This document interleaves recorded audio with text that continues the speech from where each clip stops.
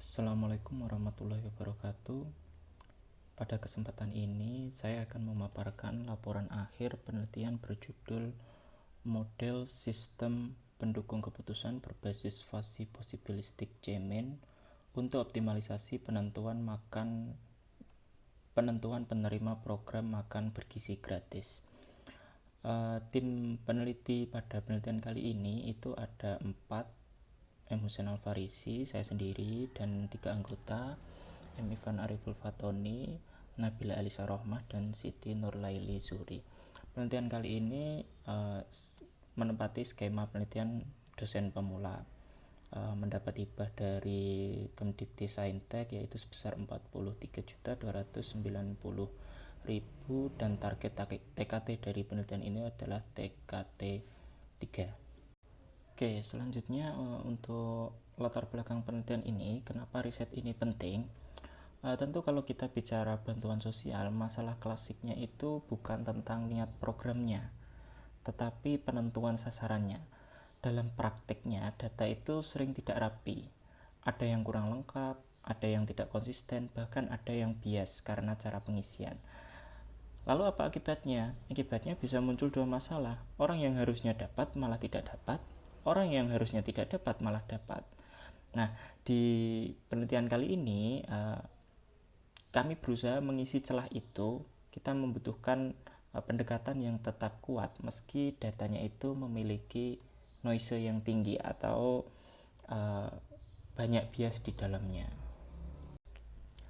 Lalu untuk tujuan dan novelty bisa dilihat sendiri dalam slide, tetapi garis besar ide kami itu sederhana.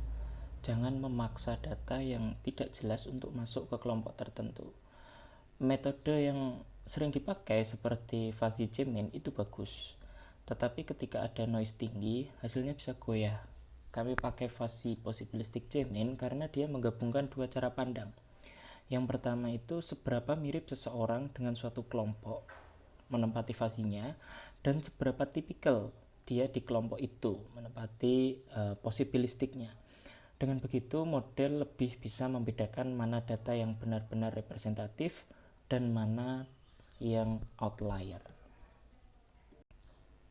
Untuk metode penelitian, yang pertama kami menggunakan data dari 200 siswa di salah satu sekolah di Kabupaten Bojonegoro, dan variabel yang relevan untuk konteks MBG yaitu indikator gizi, yang dalam kasus ini kami menggunakan PMI.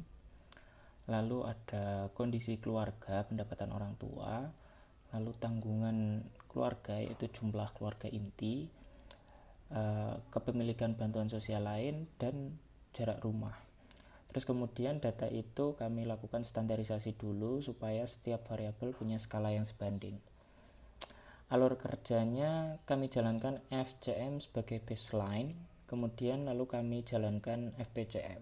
Kemudian kami bandingkan kestabilan dan kualitas klaster.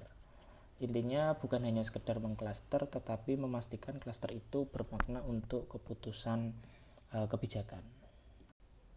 Untuk penelitian kali ini itu ada cantolan di Fishbone Prodi PMTK Unugiri, yaitu machine learning dan sistem pendukung keputusan berbasis model matematis. Jadi masih dalam lingkup apa yang diinginkan oleh Prodi PMTK. Roadmap ini itu memperjelas bahwa kami bergerak dari kebutuhan kebijakan lalu ke data, kemudian pemodelan sampai implementasi. Yang kedepannya akan kami coba kembangkan sistem pendukung keputusan yang lebih adaptif lagi berbasis deep reinforcement learning untuk evaluasi berkelanjutan. Jadi outputnya bukan hanya teori, tetapi ada alat bantu keputusan yang bisa diuji dan dikembangkan. Lalu untuk hasil penelitian kali ini yang kami ambil 200 data dari salah satu sekolah di Bojonegoro dengan menggunakan model yang kami buat tadi. Sebanyak 200 siswa itu 104 dia dinyatakan tidak eligible atau tidak layak menerima, dan 37 moderately eligible atau bisa dipertimbangkan, dan yang layak sebanyak 59 siswa dari 200 siswa itu. Terus kemudian bisa dilihat dari tidak layak itu rata-rata variabel per cluster dapat dilihat dalam tabel itu serta typicality per clusternya dari PCM-nya. Lalu ini adalah diagram pencar dari siswa-siswa yang telah kami masukkan datanya ke model kami gitu. Lalu ini adalah gambaran tangkapan script and filenya, meskipun tidak kelihatan semua, tapi kami ada filenya jika mungkin, dan sudah kami upload juga di GitHub, bisa direproduce ulang atau dikembangkan. Lalu untuk luaran penelitian ada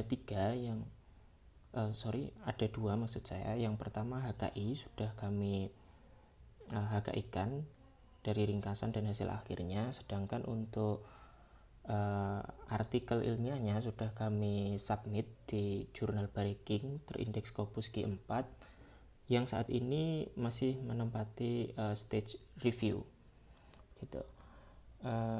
Kesimpulannya, penelitian ini berhasil mengembangkan model sistem pendukung keputusan berbasis FPCM untuk mengoptimalkan seleksi program makan bergizi gratis.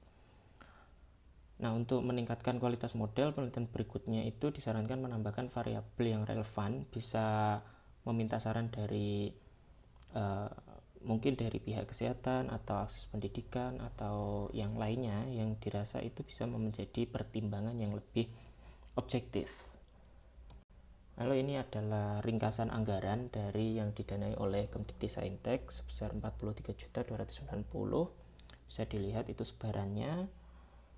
Lalu yang terakhir ucapan terima kasih. Yang pertama jelas kepada Kemdikti Ristek yang telah mendanai penuh penelitian ini, dan yang kedua untuk Universitas Nahdlatul Ulama Sunan Giri Bojonegoro yang telah menyediakan fasilitas dan lingkungan akademik yang kondusif selama penelitian dilaksanakan. Semoga penelitian ini dapat memberikan kontribusi nyata bagi pengembangan ilmu pengetahuan. Saya rasa cukup untuk ringkasan dari hasil akhir. Saya M. Hussein Al-Farisi, terima kasih dan selamat beraktivitas kembali.